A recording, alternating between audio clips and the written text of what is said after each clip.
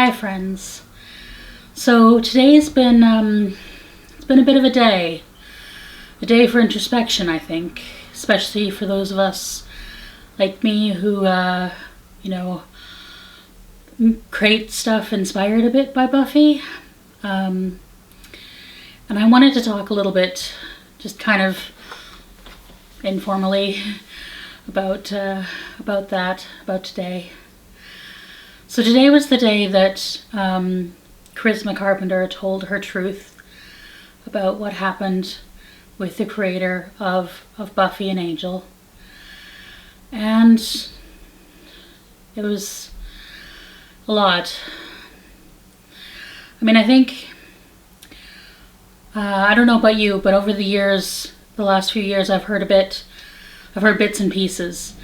So, in a sense, I wasn't shocked, but I also was, like, hearing her story and her words. It was still, a lot to think about. And I myself, like a lot of people, have experienced bullying in the workplace. Not in the same way she did. That was pretty extreme. But yeah, I've experienced bullying in the workplace. But in my case, I was able to walk away from that job and not have to deal with those people again. Not have to hear their names. But the nature of fame means that Charisma's never had the chance to do that. Her name has always been attached to his name, to the show, to that experience. And I do hope for her that she gets some peace, something comes out of her having the chance to control that narrative by telling her truth.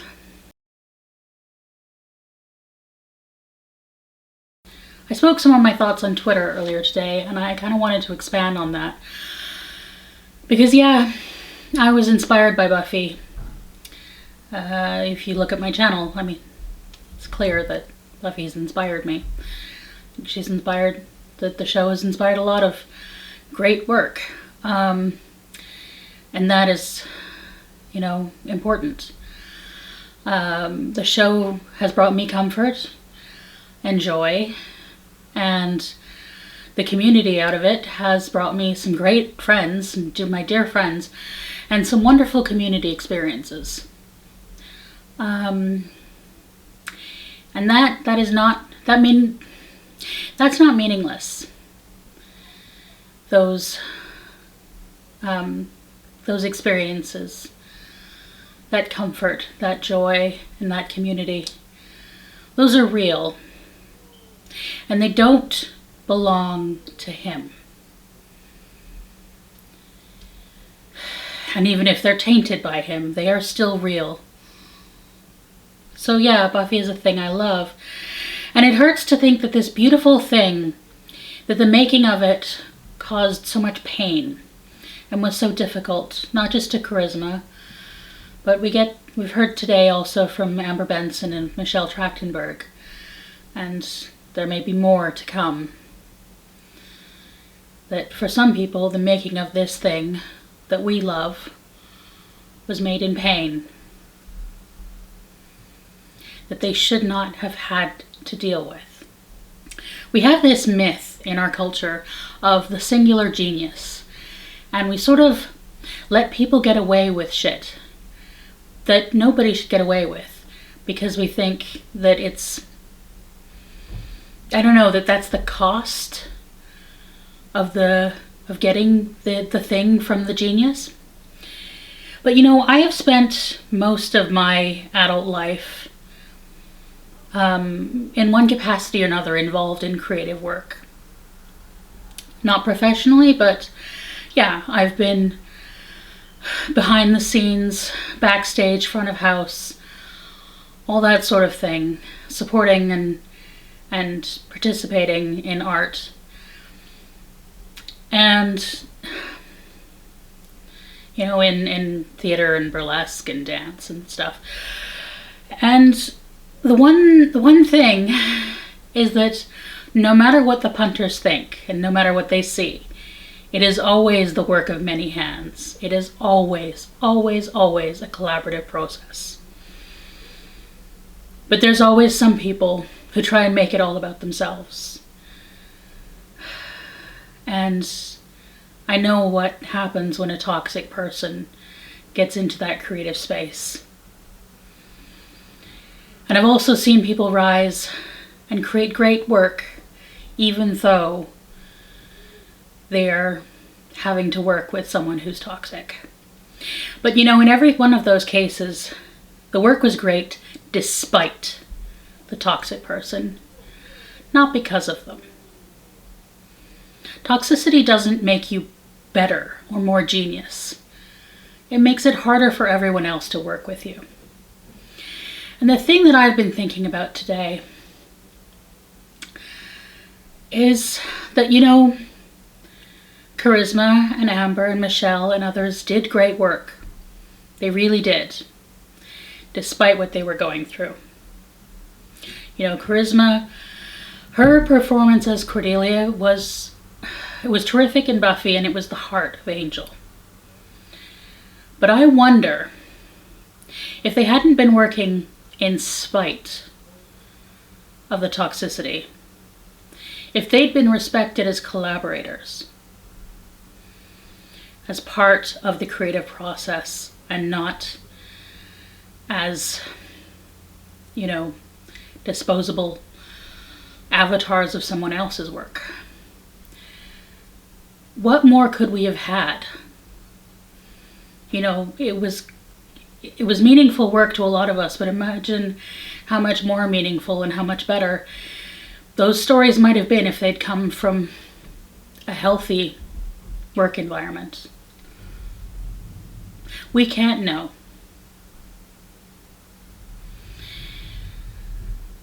Because our culture said it was okay for someone to behave like that because it was their art that they were working on. And, we have to reckon with how much we've participated in those narratives. I know I still want to make work about Buffy, but I've always tried to make my channel more about the other people, more about the collaboration, more about the team. I try to praise the designers and the performers too. You can't make a video about Giles and not be like, wow, Anthony Stewart Head is great. But I always try to, be more, account for that this is a team thing. But I don't know that always comes across because I'm still working with the narratives that our culture has given us, which always seems to be about the singular genius, the auteur. And I really don't like auteur theory.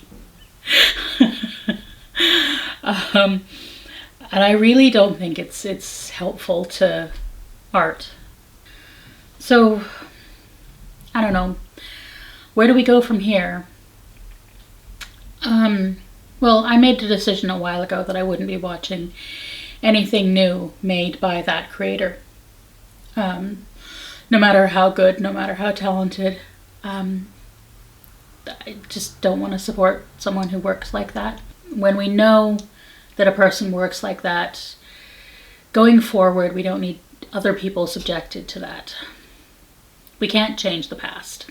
My formula on these sorts of things is if it was made before we knew what they were like, then I'll still watch it, but stuff made after is sort of co-signing, saying that it's okay. And maybe for you, watching Buffy at all would feel like that. And that's okay. I know that it's going to complicate all of my watchings, and it's going to complicate the way that I write about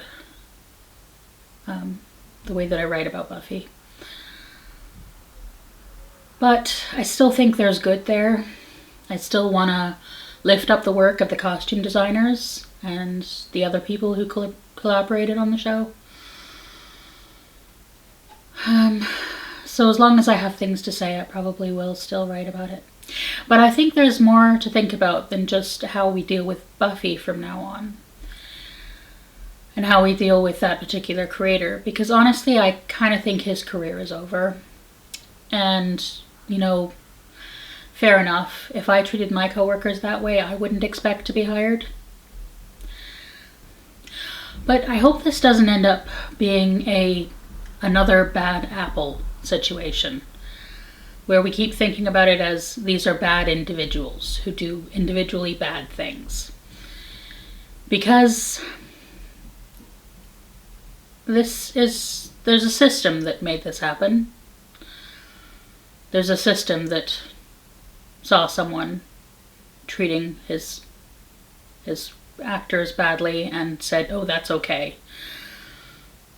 There's a system who knew that these sorts of things were going on and kept hiring him.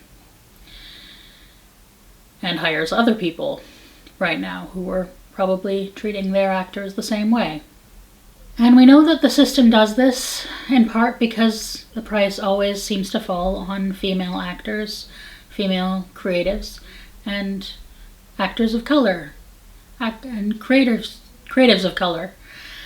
Like Ray Fisher, whose work I don't know, but clearly he deserves better too. And yeah, we gotta stop making that be okay. We gotta stop making that be the norm. And I don't know how we do that. But that's my thoughts. Thinking that this is not just about this one person. Yeah, I don't know how you guys are all feeling, but definitely my love of Buffy got more complicated today. My feelings on Angel, the series, got more complicated today, though they all already were. So, yeah, the one thing that's not complicated is that I believe Charisma Carpenter, and I stand with her. And I hope you will too. And thanks for listening to me sort of try and get my head around my feelings on this.